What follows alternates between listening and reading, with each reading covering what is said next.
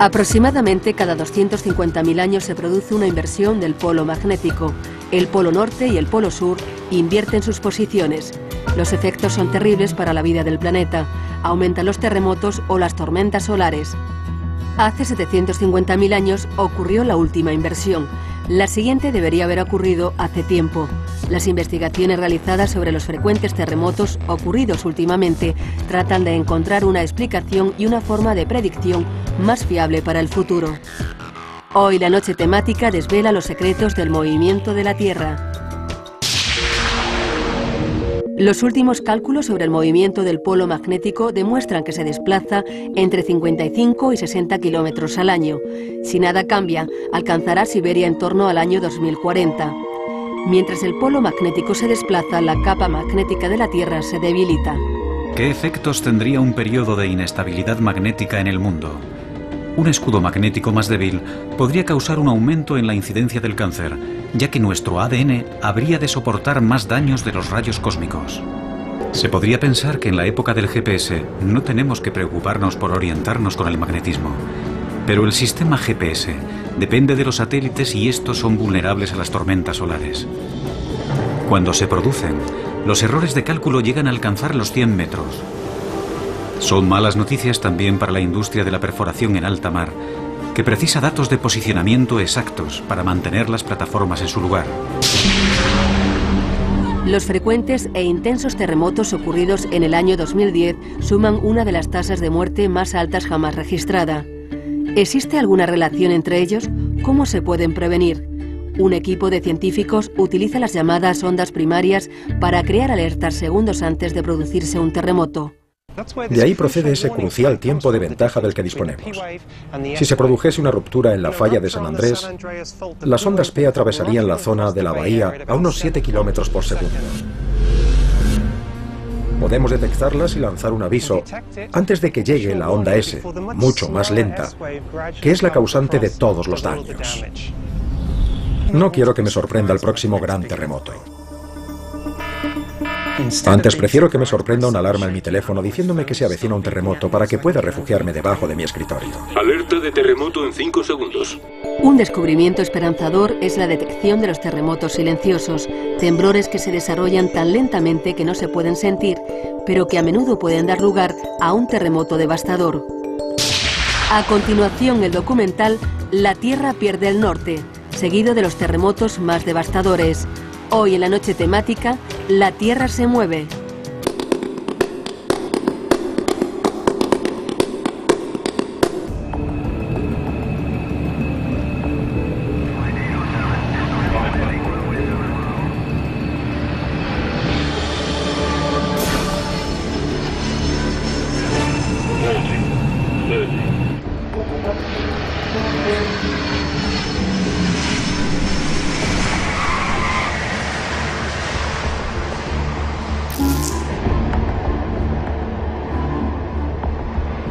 Roissy-Charles de Gaulle, aeropuerto de París, 20 minutos pasada la medianoche. El último vuelo del día acaba de aterrizar y los equipos de mantenimiento se disponen a repintar la pista. Tiene poco que ver con la aviación y mucho con el cambiante aspecto de la Tierra.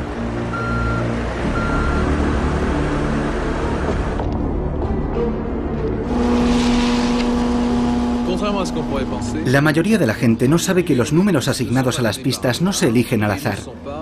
Tienen una razón de ser. El número de cada pista corresponde a su rumbo magnético.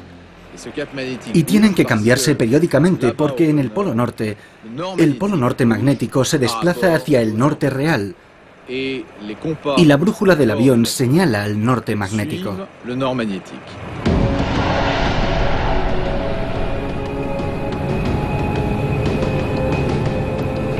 Aunque cueste creerlo, el polo magnético se mueve, lo suficiente para que cada 5 años deba actualizarse su posición.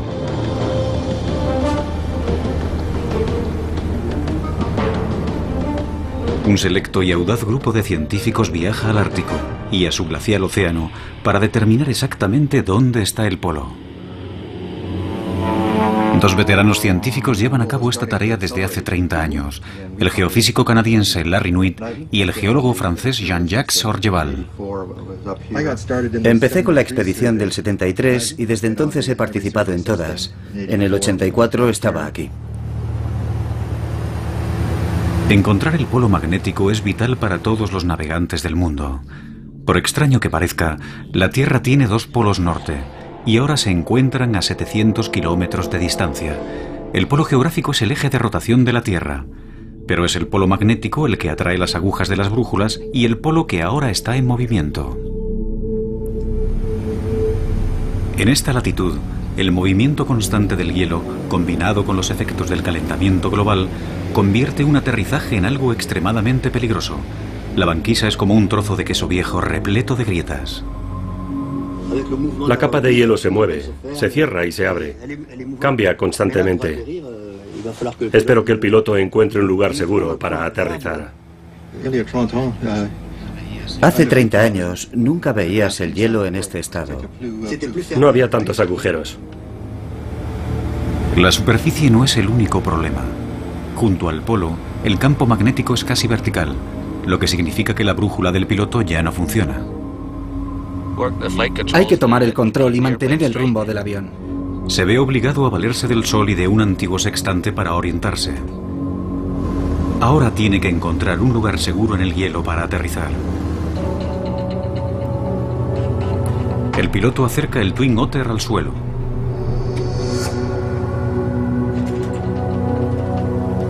Luego roza el suelo con suavidad para comprobar que el hielo puede soportar el peso del avión.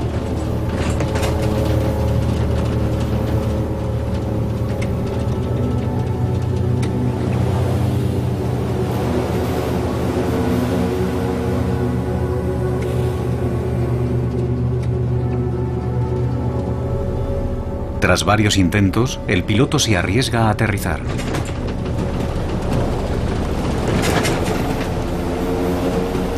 Se aferra a los mandos, preparado para reaccionar al más mínimo ruido de hielo rompiéndose.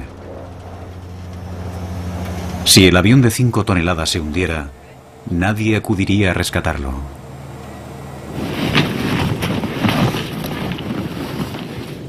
Tened cuidado con los animales de 4 patas por aquí. Yo no he visto ninguno, pero los hay. a veces se esconden. Es un rifle del calibre 12.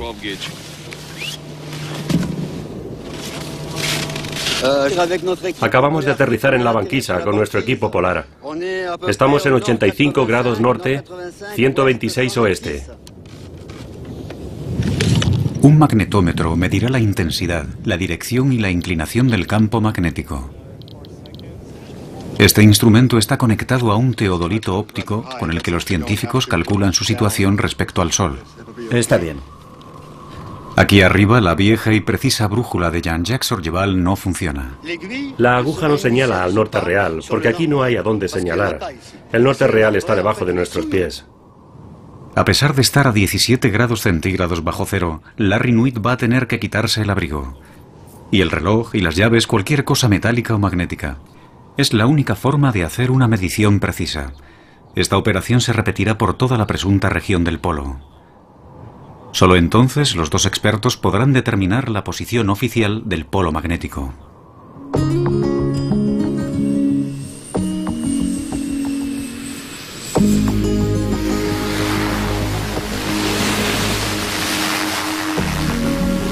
A nivel logístico es una misión complicada. El avión necesita repostar y eso significa que tiene que aterrizar otro avión. Esta es la última vez que Larry y Jean-Jacques hacen esto. Ahora el polo está demasiado alejado de la costa y con la creciente fragilidad de la banquisa resulta demasiado peligroso. Aunque no sean tan precisos, a partir de ahora los satélites harán el trabajo.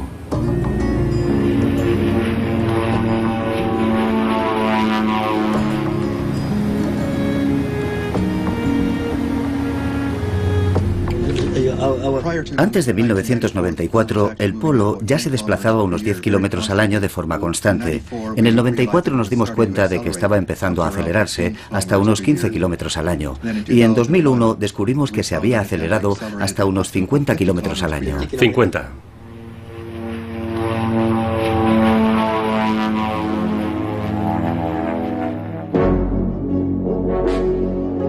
En 1831, el capitán de la Marina británica James Clark Ross fue el primero en determinar la posición del polo norte magnético en el norte de Canadá. Desde entonces, el polo magnético se ha desplazado, increíblemente 2000 kilómetros. Los nuevos cálculos demuestran que ahora se desplaza entre 55 y 60 kilómetros al año. Y si nada cambia, alcanzará Siberia en torno al año 2040.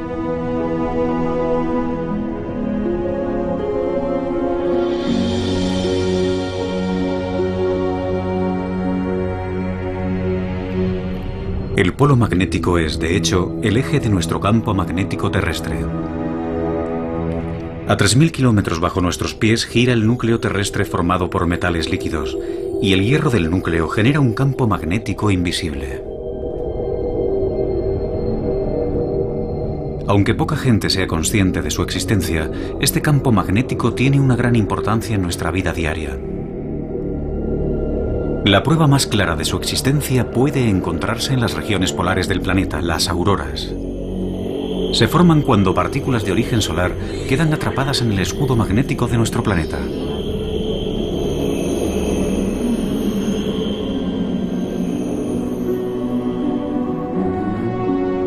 El escudo que rodea la Tierra a modo de burbuja protectora alcanza una altura de decenas de miles de kilómetros. Nos protege de partículas letales procedentes del espacio exterior e incluso de nuestro propio Sol.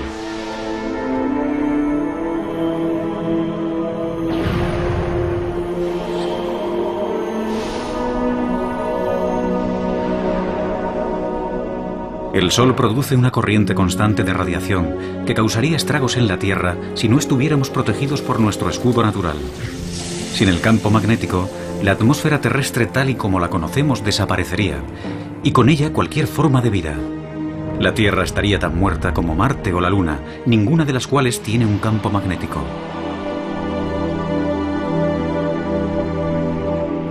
Pero la cuestión permanece. ¿Por qué se desplaza el polo magnético a tanta velocidad? ¿Y dónde terminará?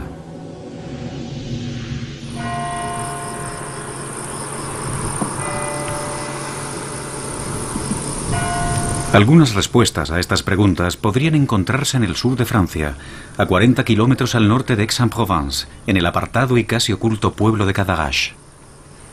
Aquí se encuentran unas importantes instalaciones de la CEA, la Comisión de la Energía Atómica Francesa, donde se desarrolla la cuarta generación de centrales nucleares. No es un lugar en el que se pueda entrar fácilmente.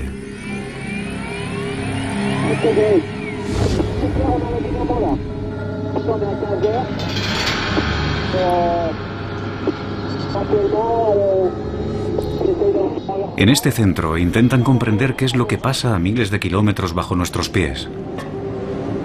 Un equipo de físicos, dirigidos por Arnaud Chiffodel, ha diseñado un experimento único que reproduce un campo magnético muy similar al de la Tierra.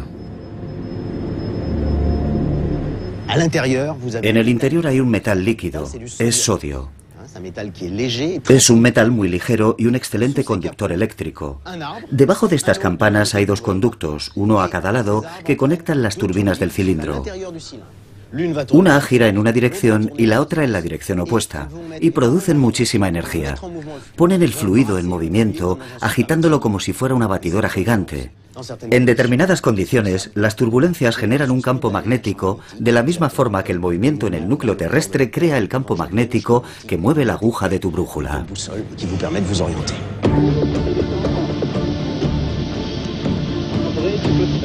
En el año 2006 se necesitaron meses de preparativos antes de que el equipo estuviera preparado para reproducir el campo magnético de la Tierra. Es un experimento muy peligroso. El sodio líquido en el interior de las turbinas es muy inestable. Explota en contacto con el agua y se incendia si es expuesto al aire.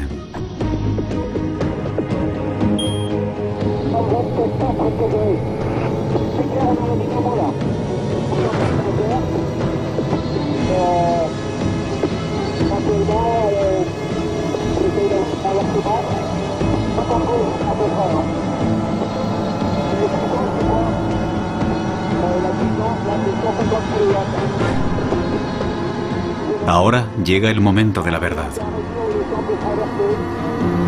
Bien, el campo magnético se hace más fuerte.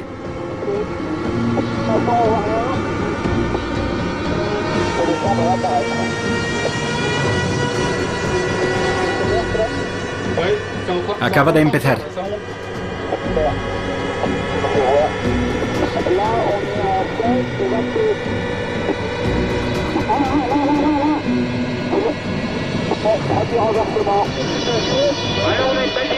Se mueve, se mantiene, fluctúa.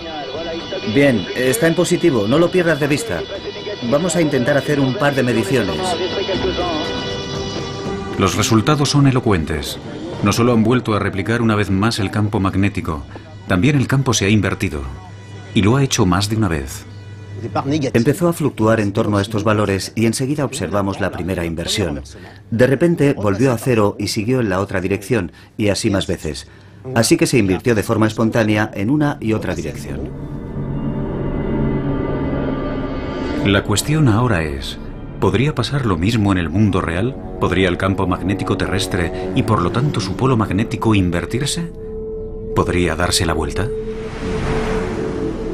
La respuesta podría estar en el fondo del océano Atlántico. A lo largo de millones de años se han depositado sedimentos en el fondo marino. Muchos son de origen volcánico. Algunos de estos sedimentos contienen partículas metálicas. Al depositarse, señalan hacia el norte y nos dicen dónde estaba el polo en ese momento de la historia. El Marion Dufresne es el barco de investigación del Instituto Polar francés.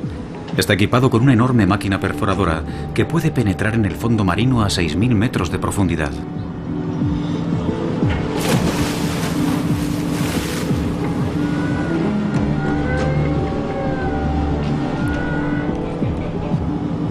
Más de 40 científicos están aquí, en mitad del océano, extrayendo muestras del fondo marino que tienen millones de años de antigüedad.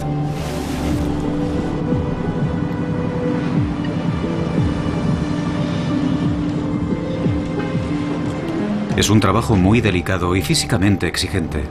Cada hora, la perforadora saca a la superficie pequeñas secciones del lecho marino. Los científicos creen que estas muestras podrían haber registrado la posición del polo magnético a través del tiempo geológico.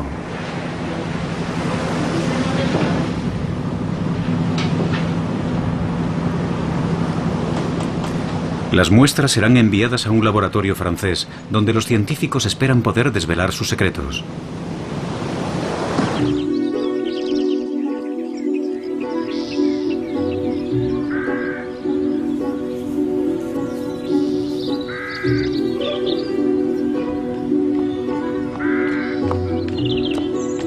Catherine Kissel trabaja aquí, en este castillo del siglo XVIII de Gif-sur-Yvette, al sudoeste de París, un elegante campus del Centro Nacional de Investigación de Francia. Hoy es un día importante para ella y su equipo. En unos instantes por fin empezarán a analizar las muestras de las profundidades marinas de la expedición atlántica.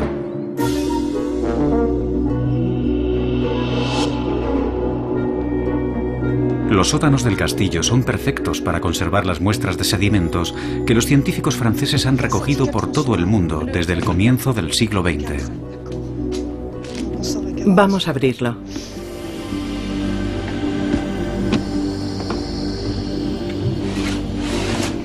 Así. Muy bien.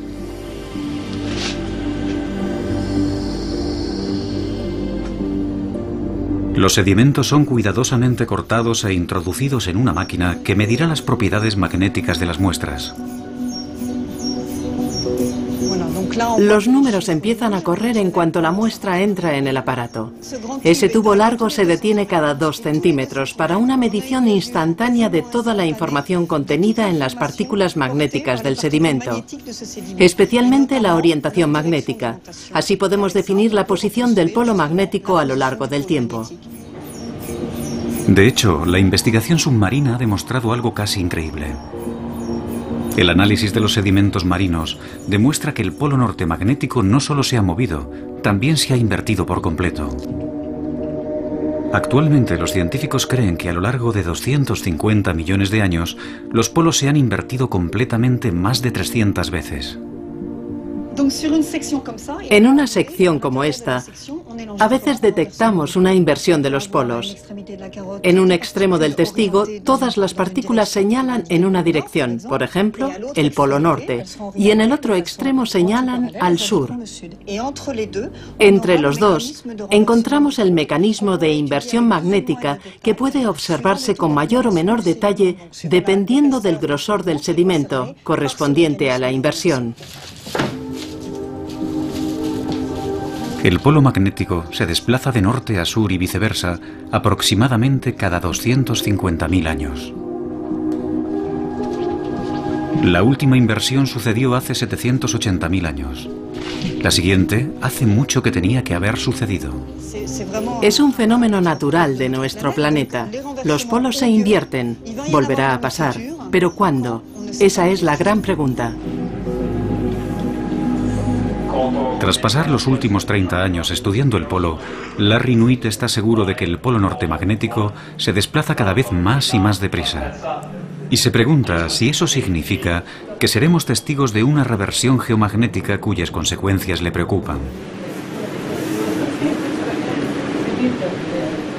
Algunos meses después de la expedición ártica, decide consultar a su amigo y colega Jean-Jacques Orgeval en París.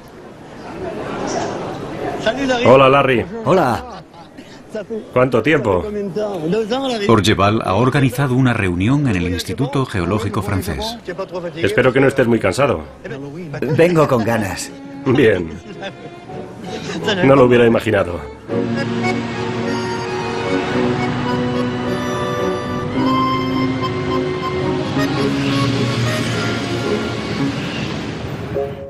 Hace más de un siglo que los científicos estudian aquí el núcleo magnético terrestre. Hola, Larry. ¿Cómo te va? No me va mal. ¿Qué tal el vuelo? El geofísico Gauthier Hulot es el especialista en la materia más respetado. Hola, ¿qué tal? ¿Todo bien? Sí, todo bien. Bueno, ya estamos aquí. Bien, muchas gracias. Vamos a empezar.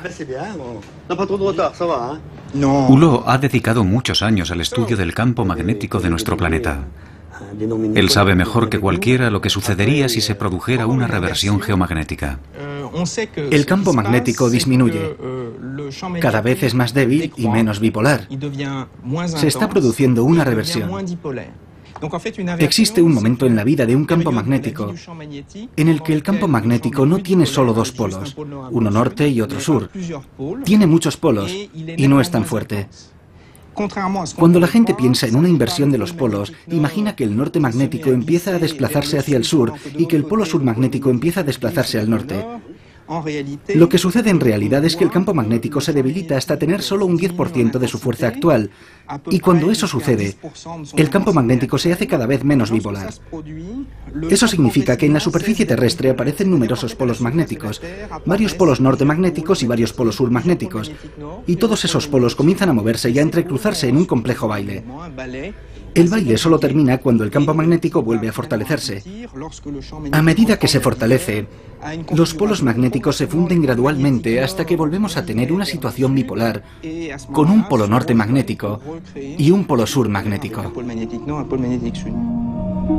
Cuando el proceso de la reversión geomagnética se produzca, podría durar miles de años. Durante ese tiempo, el escudo magnético será como un colador para los rayos cósmicos. ¿Qué será de nosotros cuando perdamos la mitad o más del escudo que protege a nuestro planeta? ¿Se convertirán las radiaciones solares y cósmicas en una amenaza para la vida en el planeta?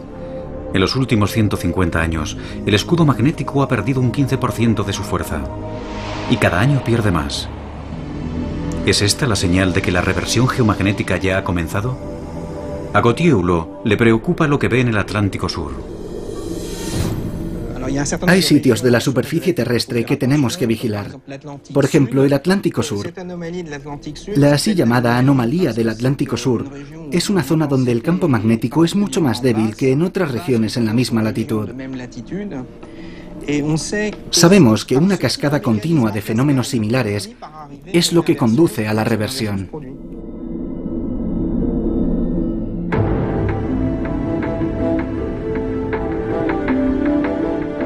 Nuestro polo errante está reduciendo la fuerza de nuestro escudo magnético y los científicos controlan el campo magnético cada día. Larry Nuit y sus colegas científicos de todo el mundo vigilan atentamente la actividad solar y cualquier fluctuación en el campo magnético. Es la llamada Red Intermagnet, que significa Red Internacional de Observatorios Magnéticos en Tiempo Real. En Canadá, los datos de Intermagnet llegan al laboratorio geomagnético, situado cerca de la capital, Ottawa. Aquí es donde Larry trabaja. Hay actividad intensa por encima de 900. Eso es mucho. Sí. ¿Y la velocidad del viento solar? La verdad es que es muy alta. No sé qué deberíamos hacer. Esto es muy importante. Creo que será mejor que emitamos una alerta. Es lo bastante fuerte como para afectar a los sistemas eléctricos y a todos los demás. Larry y otros han observado que a medida que el campo magnético se debilita, somos más vulnerables a la radiación procedente del Sol.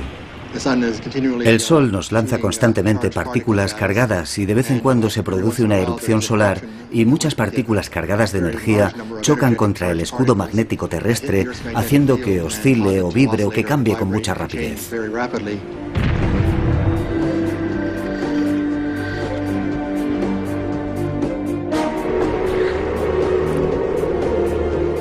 Ahora, en las latitudes más septentrionales, el escudo es mucho menos eficaz y los efectos de las tormentas solares mayores. 1994. La actividad solar daña un satélite canadiense, el Anique 2, interrumpiendo todas las comunicaciones en el norte de Canadá. 1989. Una tormenta solar provoca un apagón eléctrico en la provincia de Quebec. Debido a su proximidad al polo magnético, este sistema es muy sensible a las tormentas solares y a las variaciones en el campo magnético. En el oeste de Canadá, los oleoductos, vitales para la industria del petróleo y del gas, son sensibles al campo magnético terrestre. Sin la protección plena del escudo magnético, podrían producirse sobrecargas eléctricas, vertidos de petróleo, incendios y explosiones. Se podría pensar que en la época del GPS no tenemos que preocuparnos por orientarnos con el magnetismo. Pero el sistema GPS depende de los satélites y estos son vulnerables a las tormentas solares. Cuando se producen, los errores de cálculo llegan a alcanzar los 100 metros. Son malas noticias también para la industria de la perforación en alta mar, que precisa datos de posicionamiento exactos para mantener las plataformas en su lugar.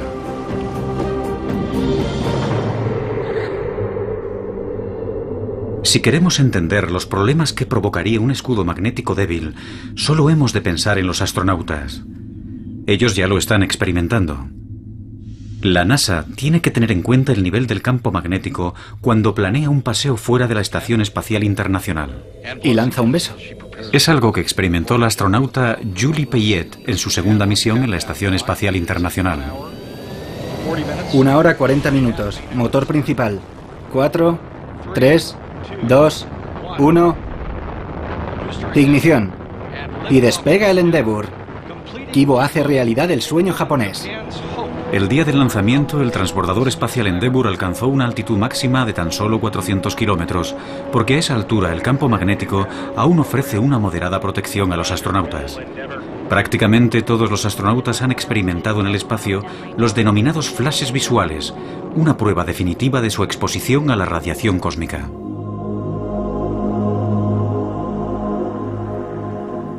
Debes mantener los ojos cerrados y adaptarte un poco en la oscuridad antes de poder percibir esos flashes de luz pasando por delante de tus ojos.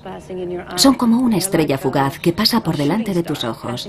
Es muy rápido, luego desaparece y solo hay oscuridad. No son muy numerosas, así que no es como fuegos artificiales o como un fogonazo. Es uno y luego tienes que concentrarte y puede que veas un segundo, tal vez. Experimentos realizados a bordo del transbordador espacial demuestran que esos fogonazos se producen cuando partículas del espacio exterior, cargadas eléctricamente, chocan con la retina en el ojo. Un par de experimentos más. Esto se llama Althea y mide las radiaciones cósmicas. Metemos la cabeza en este aparato y así podemos saber con precisión cuándo se produce una alteración visual con unos sensores que miden el impacto de la energía cósmica. Si sabemos que la actividad solar va a ser especialmente intensa, que lanzará partículas cargadas hacia la Tierra y por lo tanto a la nave espacial en órbita, nosotros a veces nos protegemos en sitios de la estación, sitios que están más protegidos que otros. Nos llamarían desde Tierra y nos dirían que se esperan erupciones solares y que es mejor que vayamos a esas zonas mejor protegidas hasta que termine la tormenta. Y después seguimos con nuestro trabajo. Muchas investigaciones que ahora se llevan a cabo en la estación espacial intentan comprender mejor el fenómeno de la radiación, cómo afecta al cuerpo humano y cómo protegernos de ella.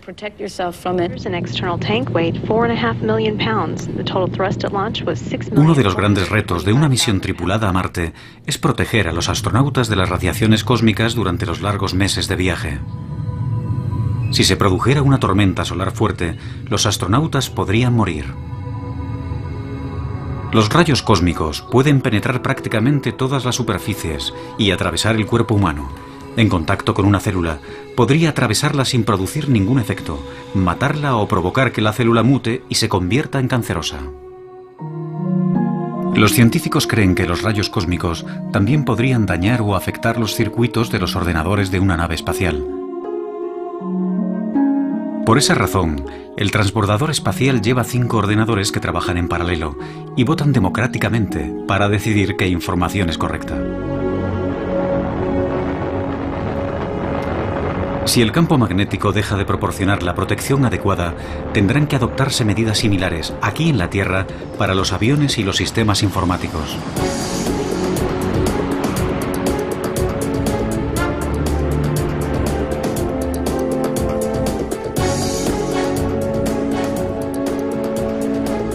Si la gente que está más cerca de la superficie de la Tierra estuviera alguna vez expuesta al nivel de radiación que soportan los astronautas, el primero en saberlo sería Jean-François Botellier, del Instituto Francés de Radioprotección y Seguridad Nuclear.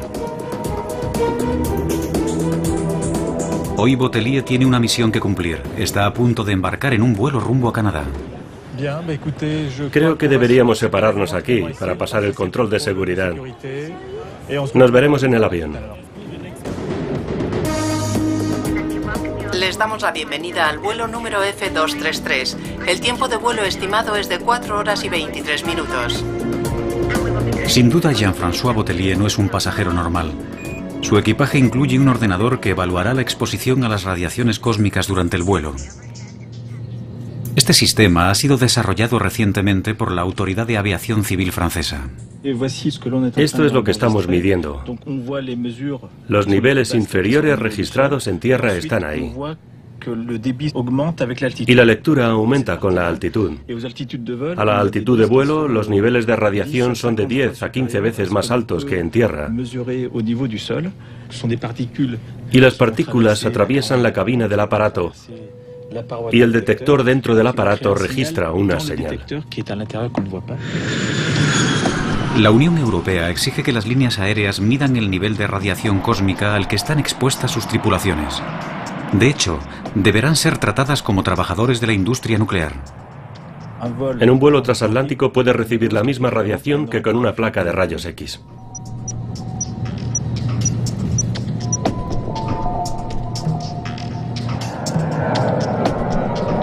Si el campo magnético se debilita, tendremos menos protección y las radiaciones cósmicas aumentarán tanto en la Tierra como en el aire. A las personas con niveles altos solo se les permitiría hacer rutas con baja exposición a las radiaciones, en torno al Ecuador, por ejemplo, o tendrían que quedarse en tierra 1 o 2 meses. Afortunadamente, el campo magnético de la Tierra no se reducirá hasta un punto en el que resulte peligroso viajar en un vuelo comercial. Pero es posible que los cambios en el campo magnético estén afectando ya a los animales. Cada año muchas especies de animales migran miles de kilómetros para alimentarse y reproducirse. Son capaces de localizar la ubicación exacta de su nido con una precisión de 1 metro.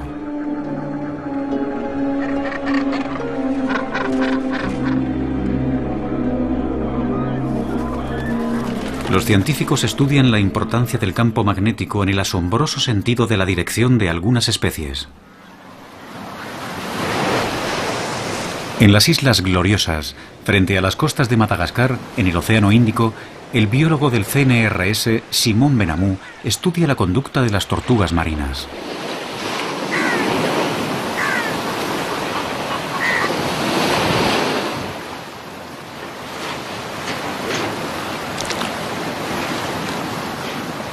Benamou cree que esta especie tiene un sistema de navegación biológico que utiliza el campo magnético terrestre.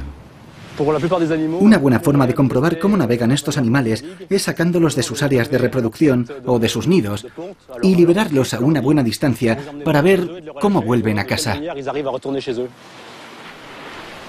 Para demostrar su teoría, captura ejemplares a los que coloca una radiobaliza que le permite seguir los movimientos vía satélite. Hay que evitar cualquier contacto. En las cabezas de algunas tortugas pegan un imán 100 veces más potente que el campo magnético terrestre. Está bloqueada.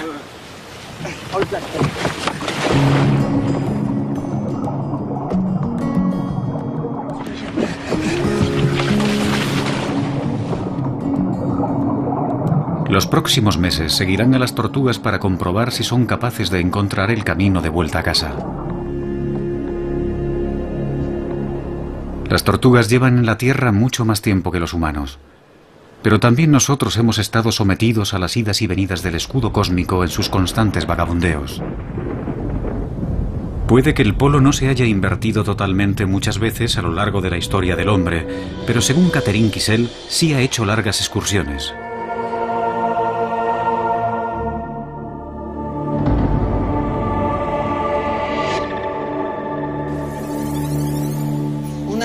Esta es la lectura de una muestra del Atlántico Norte. Vemos el polo en una posición estable y de repente cambia a una posición absolutamente anormal cerca del Ecuador. Luego vuelve a la misma posición estable anterior. Es una excursión geomagnética acompañada de un descenso en la intensidad. El polo se mueve de norte a sur y vuelve al norte, pero por una ruta diferente. El polo magnético se desplaza al sur del Ecuador y luego regresa. Esto ha pasado varias veces en los últimos 40.000 años.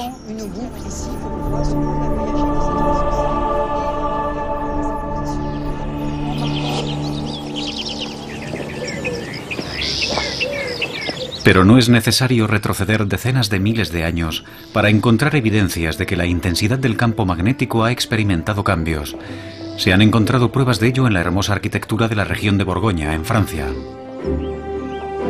Agnès Genevey trabaja en el Hospicio de Beaune del siglo XV. Ella es una arqueóloga especial, una arqueomagnetista.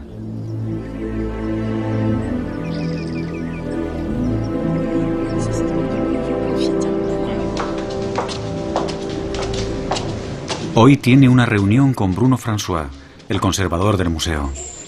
Espera lograr convencerle de que le deje un fragmento de una vieja baldosa de cerámica del suelo original. La necesita para poder elaborar un registro de las fluctuaciones del campo magnético terrestre en el pasado. El óxido terrestre de las baldosas le proporcionará esa valiosa información. Es un punto de referencia crucial. Intentamos determinar la intensidad del campo magnético congelado en estas baldosas cuando fueron fabricadas, entre 1448 y 1452.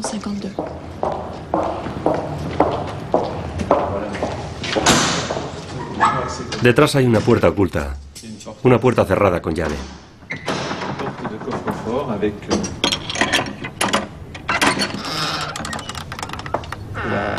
Esta es la famosa habitación con el suelo de baldosas original. Una se ha despegado. Puedes ver la calidad del material. Es maravillosa. Es perfecta para nuestro análisis. Es maravilloso. Vamos a salir.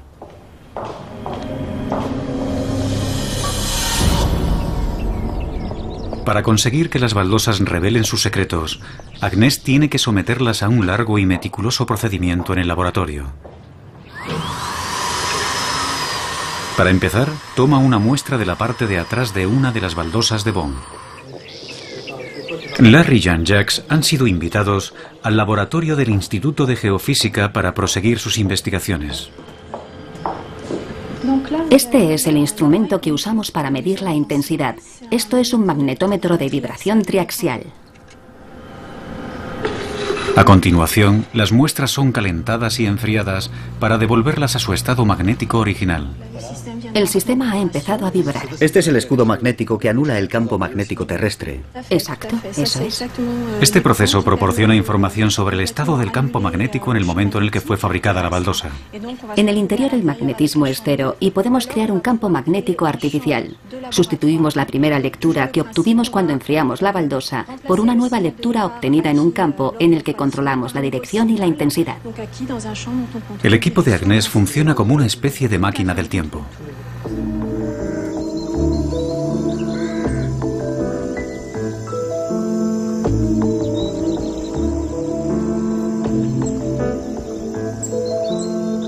Agnès lleva a Larry y Jean-Jacques a conocer a su colega de investigación, Yves Gallet.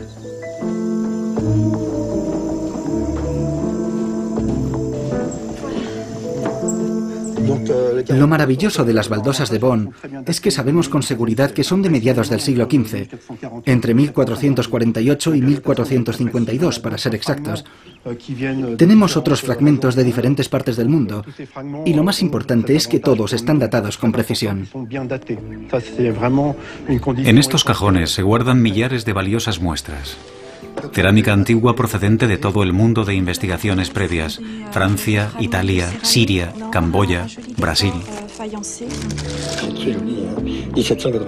Con mediciones precisas de las diferencias existentes entre sitios distintos en el mismo momento, por ejemplo de Francia y Brasil, podemos comparar la variabilidad, consiguiendo así información acerca del campo magnético terrestre.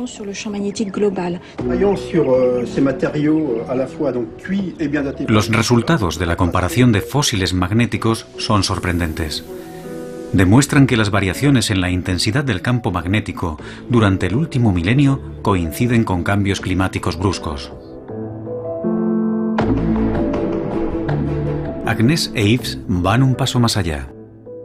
En una teoría que aún ha de ser demostrada, se preguntan si los cambios en la intensidad magnética y los cambios climáticos asociados podrían haber determinado el curso de la historia. Muchos investigadores creen ahora que la caída de algunos de los imperios más grandes del mundo podría estar relacionada con fenómenos climáticos como las sequías. Esos cambios habrían causado hambrunas, la dispersión de la población y finalmente crisis políticas. La relación entre el clima y el campo magnético abre nuevas y fascinantes perspectivas en la historia antigua, especialmente en los momentos de transición, cuando unas sociedades desaparecían de la noche a la mañana mientras que otras florecían. En el Oriente Medio, el imperio acadio del antiguo Egipto cayó en torno al año 3000 a.C. y en Centroamérica, en Yucatán, la civilización maya desapareció en torno al año 1000 después de Cristo. Agnès e Yves creen que los cambios climáticos están conectados con las variaciones del campo magnético. Pero la cuestión es, ¿cómo están conectados? Tal vez la respuesta se encuentre en la formación de las nubes. La abundancia de nubes hace que la temperatura de la Tierra disminuya, ya que las nubes reflejan la luz del Sol. Por la misma lógica, la ausencia de nubes hace que la temperatura aumente. El campo magnético terrestre podría haber desempeñado un papel importante en las variaciones en la formación de nubes, y el grado de nubosidad podría haber causado fluctuaciones climáticas rápidas en los últimos 1000 años.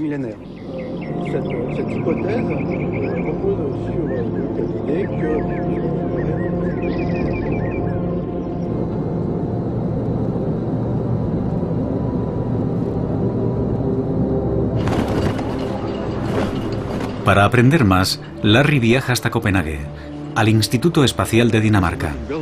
Aquí conocerá a Henrik Svensmark, quien trabaja en las relaciones entre los rayos cósmicos, las nubes y los cambios climáticos.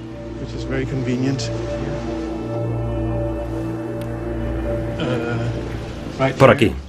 ¿Es aquí? Esta es la cámara de nubes. Como observarás, Svensmark muestra a Larry su cámara de partículas cósmicas. las partículas caen y la idea fundamental es que los rayos cósmicos que entran en la atmósfera ayudan a formar nubes. Nubes normales.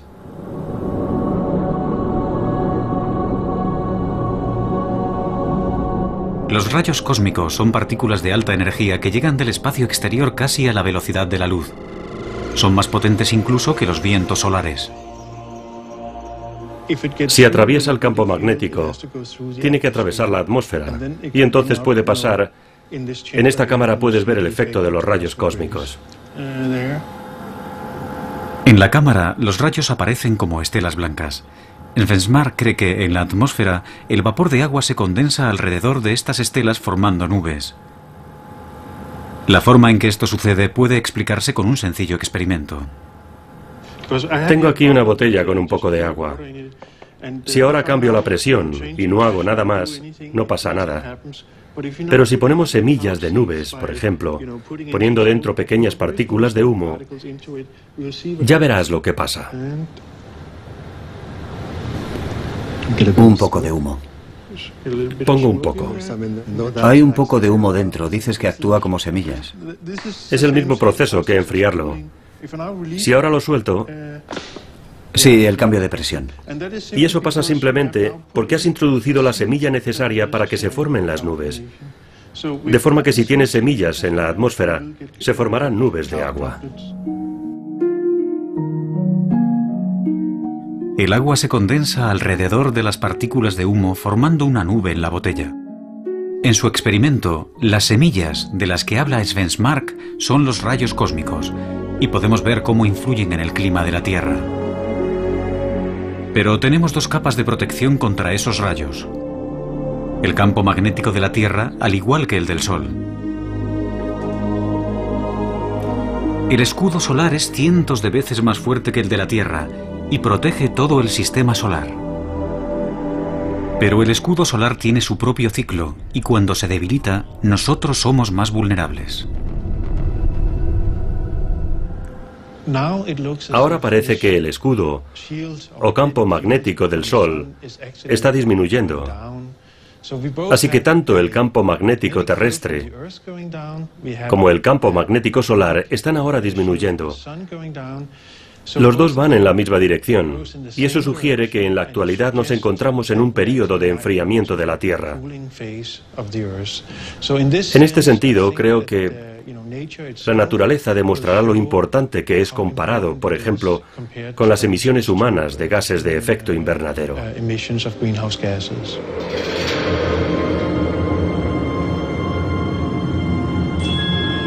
Pero cualquier teoría que afirme que la Tierra puede estar enfriándose y calentándose al mismo tiempo es altamente polémica, especialmente considerando que la actividad magnética del Sol no es algo que los climatólogos relacionen con el cambio climático. Podría ser que el debilitamiento de los campos magnéticos esté causando un enfriamiento de la Tierra y las emisiones humanas estén produciendo un calentamiento y que estemos en una competición por ver cuál es el más fuerte.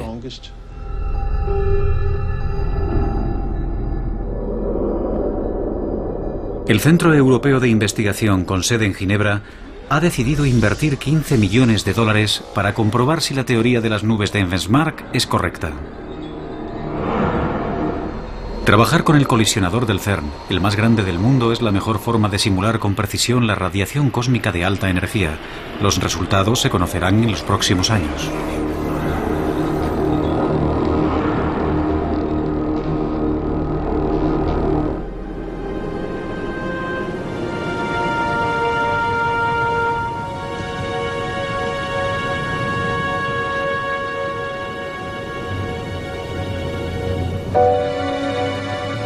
¿Y qué ha sido de las tortugas de Simón Benamou?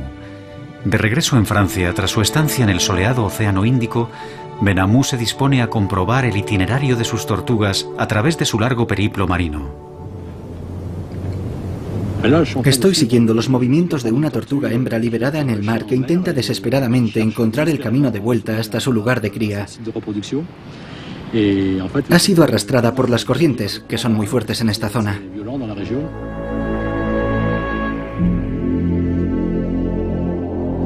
Para su sorpresa, pocos meses después, las tortugas terminaron encontrando el camino.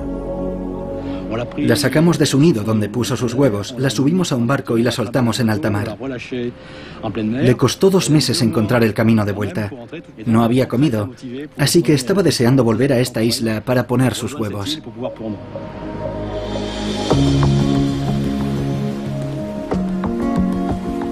La investigación del Dr. Benamou demuestra que estos animales pueden, al final, confiar en otros mecanismos, como su sentido del olfato para encontrar su camino. Es un resultado tranquilizador, porque las tortugas se encuentran entre las especies más antiguas del planeta. Las tortugas ya han sobrevivido anteriormente a muchas reversiones geomagnéticas.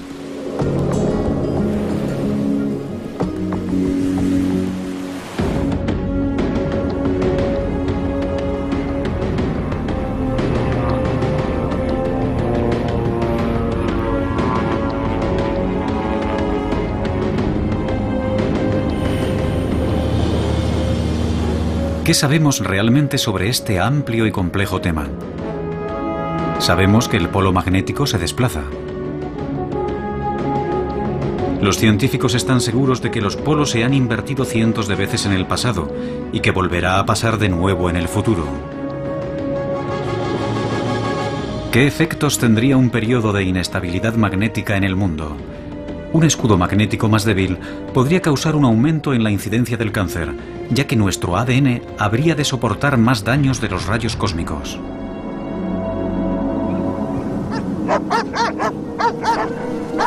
Quizás se produjeran extrañas fluctuaciones meteorológicas y cambios climáticos.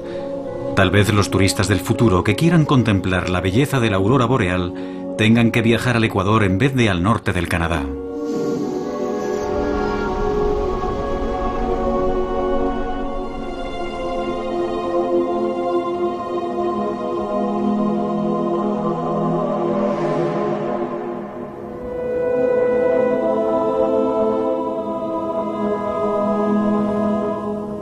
Lo que no sabemos es cuándo ocurrirá. ¿En 10 años? ¿En 10.000?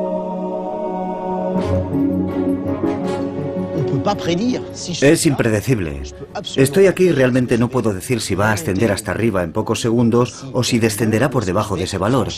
Al final, cuando se trata de campos magnéticos, hemos de ser humildes ante algo cuya escala está muy lejos de nuestro alcance. Hemos comprendido que es imposible predecir la próxima reversión. Podemos observar el campo magnético hoy y tratar de entender por qué se debilita con tanta rapidez, pero no podemos decir con seguridad si eso conducirá a una reversión. Y por lo que sabemos, quizá nunca podamos predecir una reversión geomagnética. Sabemos que la reversión de los polos magnéticos nunca ha causado una extinción masiva.